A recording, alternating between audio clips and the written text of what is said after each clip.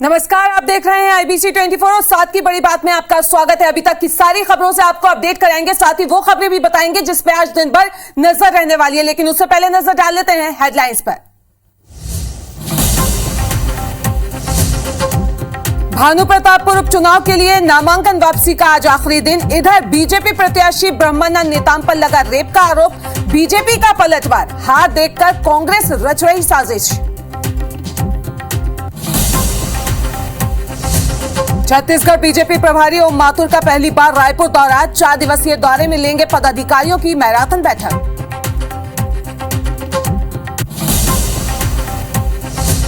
उन्नीस से 23 दिसंबर तक होगा मध्य प्रदेश विधानसभा का शीतकालीन सत्र। आज से प्रश्न लगाने की होगी शुरुआत, दूसरे अनुपूरक बजट भी इसी सत्र में होंगे पेश।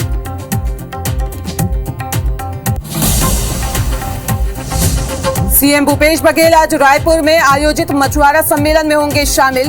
इंडोर स्टेडियम में भारत जोड़ो युवा संकल्प समारोह में भी करेंगे शिरकत।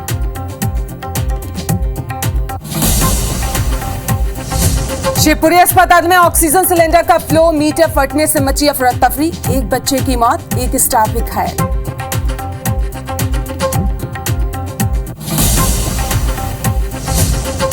और दमोह में फूड पॉइजनिंग से छात्राएं बीमार, 10 से ज्यादा छात्राओं की बिगड़ी तबीयत, जिला अस्पताल में इलाज जारी।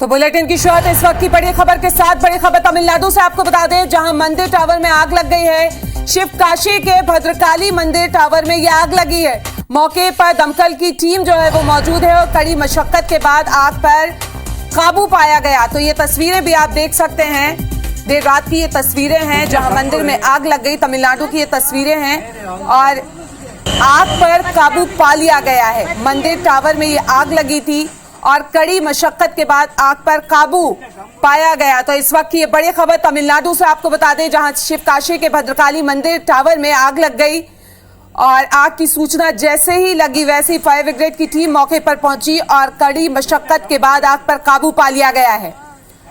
तो ये तस्वीरें देख के आप अंदाजा लगा सकते हैं कि आग कितनी भयानक होगी।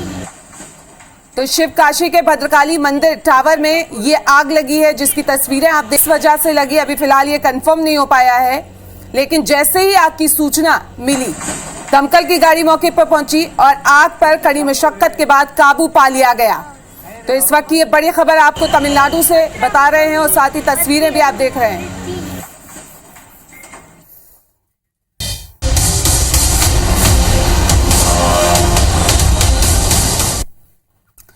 तो आपको बता दें, भानु प्रतापपुर उपचुनाव नामांकन वापसी का आज आखिरी दिन है। उपचुनाव में कुल 39 प्रत्याशियों ने अपना नामांकन दाखिल किया।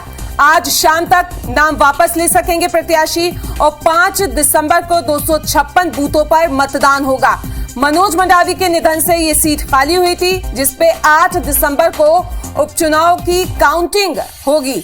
तो इस वक्त ये बड़ी खबर, बड़ी अपडेट आपको बता रहे हैं भानु प्रतापपुर उपचुनाव को लेकर, जहां नामांकन वापसी का आज आखिरी दिन है और उपचुनाव में कुल 39 प्रत्याशियों ने अपना नामांकन दाखिल किया था और आज शाम तक जो प्रत्याशी हैं वो अपना नाम वापस ले सकते हैं। ये भी बता दें कि 5 दिसंबर को बूथों पर मतदान होगा।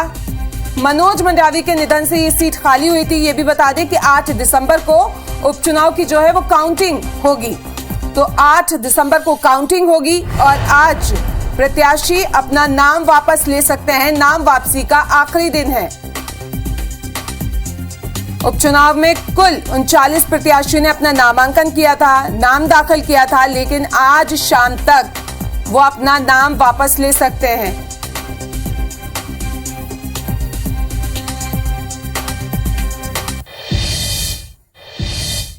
तो इधर भानु प्रतापपुर उपचुनाव में सर्व आदिवासी समाज नामांकन वापसी के दिन यानी आज अपना नया पत्ता खोलेगा। इसको लेकर कांकेर सर्व आदिवासी समाज की पिछले दिनों भानु प्रतापपुर में बैठक हुई। बैठक में नामांकन वापसी के दिन यानी आज एक प्रत्याशी को छोड़कर सभी प्रत्याशियों ने अपना अपना नामांकन वापस लेने की रणनीति तैयार की है ताकि सर्व आदिवासी समाज का वोट न बटे। आपको बता दें कि सर्व आदिवासी समाज आदिवासी आरक्षण में कटौती को लेकर भारतीय जनता पार्टी और कांग्रेस दोनों से ही नाराज है। वे दोनों ही पार्टियों को इसके लिए जिम्मेदार ठहरा रहा है और यही वजह है कि उन्होंने भानु प्रतापपुर उपचुनाव में अपने कई प्रत्याशियों को खड़ा करने का निर्णय लिया था।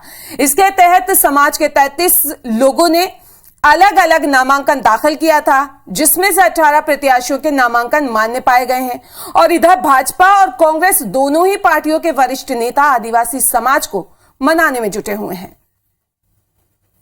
केवल हमारा एक ही मुद्दा है कि 32% आरक्षण और 100% आरक्षण और पेशा कानून, तीनों कानून में जो दोनों सरकार हमारे साथ में छलावा किया है उसके विरुद्ध में समाज के लोग काफी आक्रोशित है और उसी मुद्दे पर हम लोग चुनाव लड़ेंगे, सभी लोग लड़ेंगे और हमारा पॉलिसी है, वो पॉलिसी अब 21 तारीख को सबको पता चल जाएगा। आदिवासी वर्ग जो है, हमारे भाई लोग जो है, उस अहंकार को खत्म करने के लिए एक महत्वपूर्ण कड़ी और भूमिका आने वाले समय के लिए छत्तीसगढ़ में बनाएंगे और भारतीय जनता पार्टी को समर्थन देंगे। कि मैं भी आदिवासी समाज से हूँ, मैं भी एक बहू और बेटी हूँ, वो भी मेरे भाई बंधु हैं, उनसे हम आशीर्वाद लेंगे और उनका आशीर्वाद हमको मिलेगा, ये पूरा विश्वास है।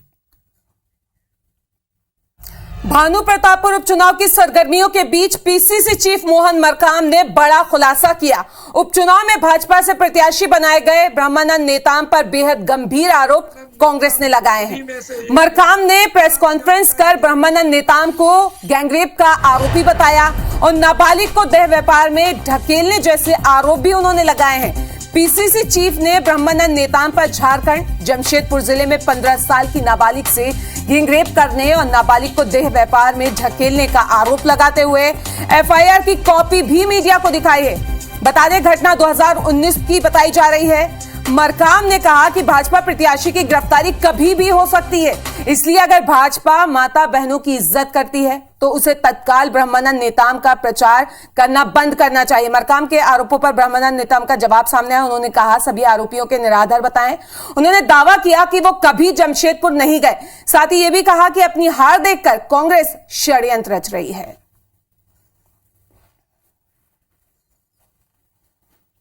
प्रकरण में विवेचना जारी, चालान में अपराधी घोषित है ब्रह्मानंद। भानु प्रतापपुर उपचुनाव में भाजपा के प्रत्याशी घोषित किए गए ब्रह्मानंद नेताम झारखंड के जमशेदपुर जिले में एक 15 साल की बच्ची के बलात्कार और देह व्यापार में धकेले जाने के मामले में अभियुक्तों में एक है।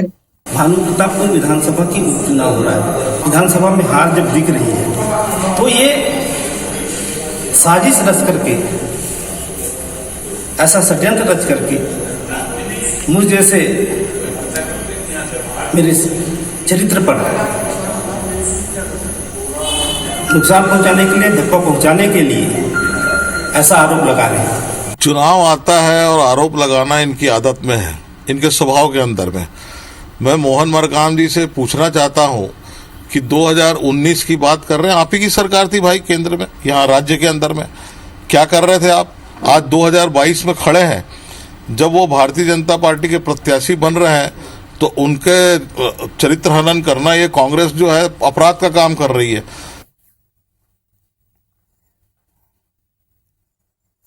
भानु प्रतापपुर उपचुनाव में बीजेपी प्रत्याशी ब्रह्मानंद नेताम पर रेप और देह व्यापार से जुड़े मामले में पुलिस आरक्षक का नाम भी सामने आने की शिकायत के बाद एसएसपी रायपुर ने आरक्षक केशव सिन्हा को सस्पेंड कर दिया है। आपको बता दें कि साल 2019 में झारखंड की नाबालिग लड़की से बलात्कार और फिर उसे देह व्यापार में ढकेलने के मामले में भानु प्रतापपुर से बीजेपी प्रत्याशी ब्रह्मानंद नेताम के साथ रायपुर के राजेंद्र नगर थाने में पदस्थ आरक्षक का नाम भी शामिल है। केशव सिन्हा पर भी गंभीर धाराओं के तहत मामला दर्ज है। निलंबन की कार्रवाई के बाद आरोपी आरक्षक पुलिस कॉलोनी स्थित अपने मकान में ताला लगाकर फरार है। एफआईआर के मुताबिक मामले में एक महिला का भी नाम सामने आया है, जिस पर नाबालिग को रायपुर लाकर देह व्यापार में धकेलने का आरोप है। ये आरोपी महिला 2019 में रायपुर के वोरिया कला हाउसिंग बोर्ड के मकान में रहती थी, जो अभी फरार बताई जा रही है।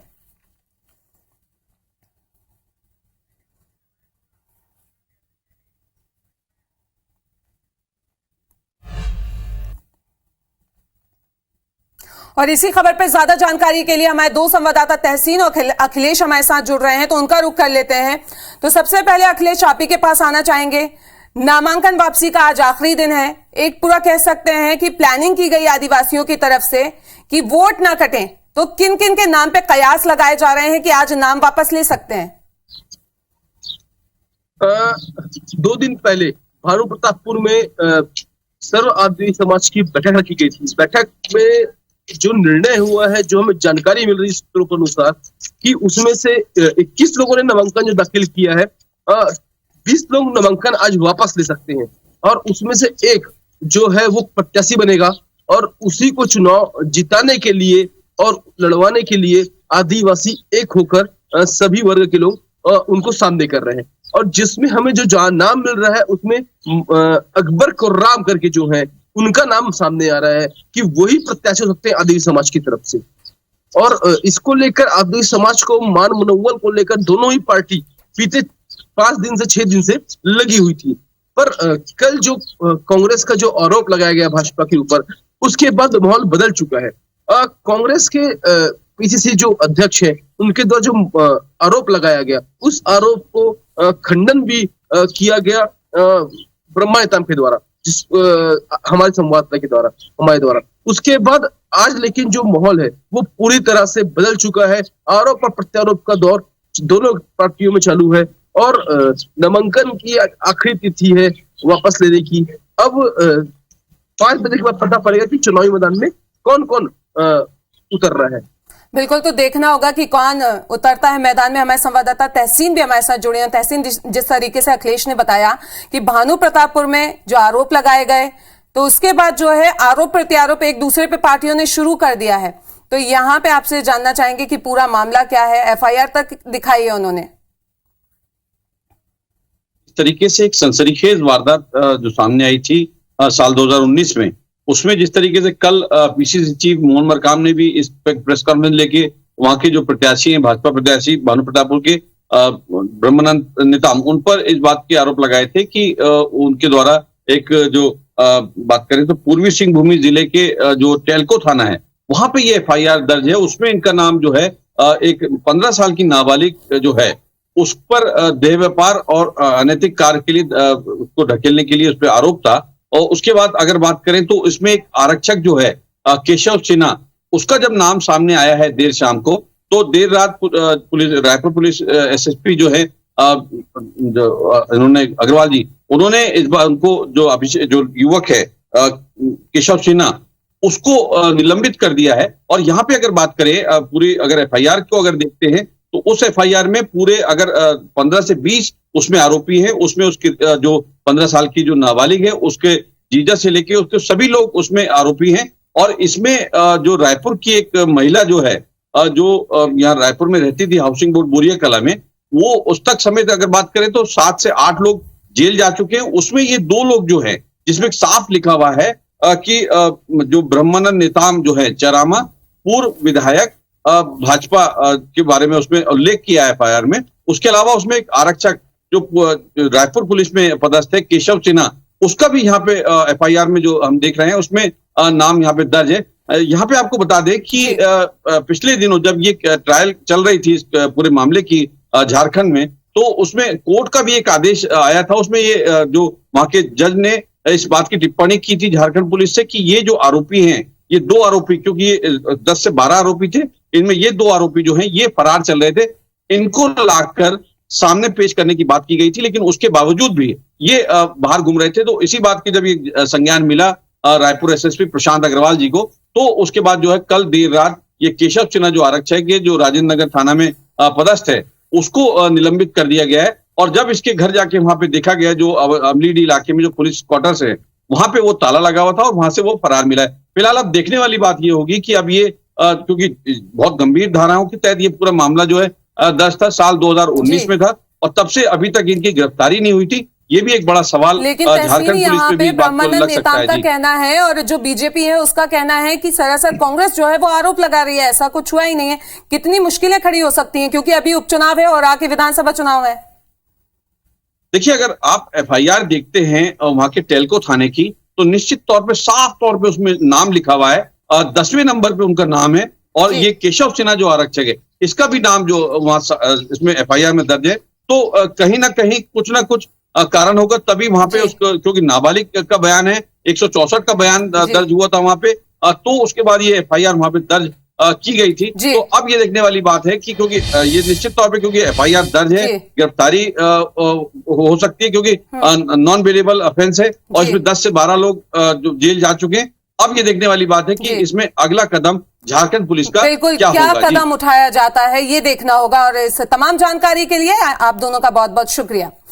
तो बढ़ते हैं आगे, अब बात दमोह की करेंगे। आपको बता दें कि फूड पॉइजनिंग में छात्राएं बीमार पड़ी हुई हैं। फूड पॉइजनिंग की वजह से 10 से ज्यादा छात्राएं फूड पॉइजनिंग का शिकार हुई और उनको जिला अस्पताल में इलाज के लिए भेजा गया, जहां उनका इलाज जारी है। दमोह के टोरी छात्रावास का ये पूरा मामला है। तो दमोह से इस वक्त ये बड़ी खबर, जहां फूड पॉइजनिंग से 10 से ज्यादा छात्राएं बीमार हो गईं, फूड पॉइजनिंग का शिकार हुई, और जब उनको फूड पॉइजनिंग हुई तो जिला अस्पताल ले जाया गया, जहां उनका इलाज चल रहा है। आपको बता दें कि दमोह के टोरी छात्रावास का ये पूरा मामला है। तो इस वक्त ये बड़ी खबर दमोह से, जहां फूड पॉइजनिंग से 10 से ज्यादा जो छात्राएं हैं वो बीमार हो गईं और सभी का इलाज जो है वो जिला अस्पताल में चल रहा है। और ज्यादा जानकारी के लिए हमारे संवाददाता जितेंद्र हमारे साथ जुड़ गए। जितेंद्र, क्या वजह रही जिसकी वजह से छात्राओं को फूड पॉइजनिंग हो गई और अभी क्या कंडीशन है उनकी?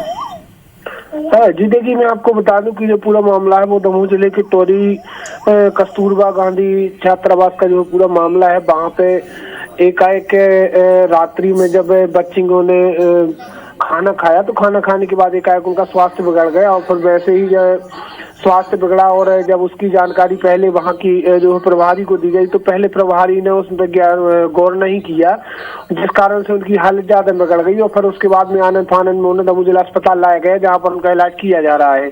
बताना चाहूंगा वर्तमान में अभी लगभग सभी छात्राओं की जो है स्थिति नॉर्मल बनी हुई है, लेकिन एक छात्रा जो है उसकी स्थिति जरूर थोड़ी सी नाजुक है।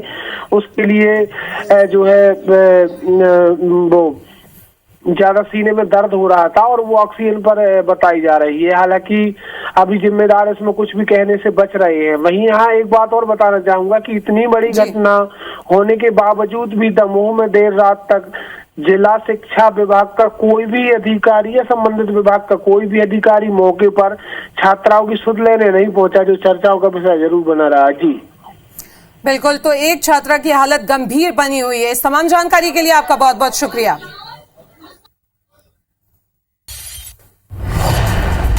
तो बता दें कि बीजेपी के केंद्रीय चुनाव समिति के सदस्य और छत्तीसगढ़ भाजपा के प्रभारी ओम प्रकाश माथुर आज दोपहर 4 दिनों के दौरे पर यहां पर आ रहे हैं। दोपहर में वो पहुंचेंगे। आपको बता दें कि करीब 2:45 बजे नई दिल्ली से रायपुर एयरपोर्ट पहुंचेंगे और यहां से कुशाभाऊ ठाकरे परिसर तक उनका भव्य स्वागत किया जाएगा। तैयारियां कर ली गई हैं, तैयारियां जारी हैं। प्रदेश प्रभारी आज पार्टी के वरिष्ठ नेताओं, पदाधिकारियों और कार्यकर्ताओं से मुलाकात भी करेंगे और कल वो बीजेपी प्रदेश कोर ग्रुप की बैठक में शामिल होंगे। तो वहीं 23 नवंबर को प्रदेश के सभी मोर्चा प्रमुख और संभागीय स्तर के मोर्चा प्रमुखों और अन्य नेताओं के साथ बैठक भी लेंगे और इसके साथ ही 24 नवंबर को व्यक्तिगत रूप से जो उनसे मिलना चाहेगा वो उनसे भी मुलाकात करेंगे। बता दें कि इस दौरान वो भानु प्रतापपुर उपचुनाव की पूरी रिपोर्ट लेंगे और शाम को दिल्ली के लिए रवाना हो जाएंगे।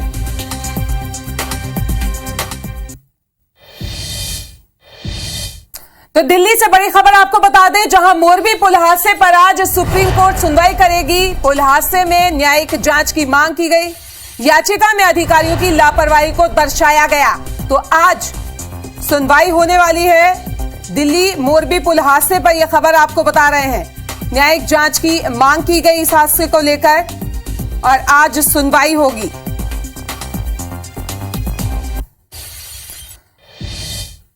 और इस बुलेटिन में अभी के लिए फिलहाल इतना ही, लेकिन आगे देखिए छत्तीसगढ़ी भाषा का हमारा खास बुलेटिन मेरे सहयोगी श्रवण और छाया के साथ।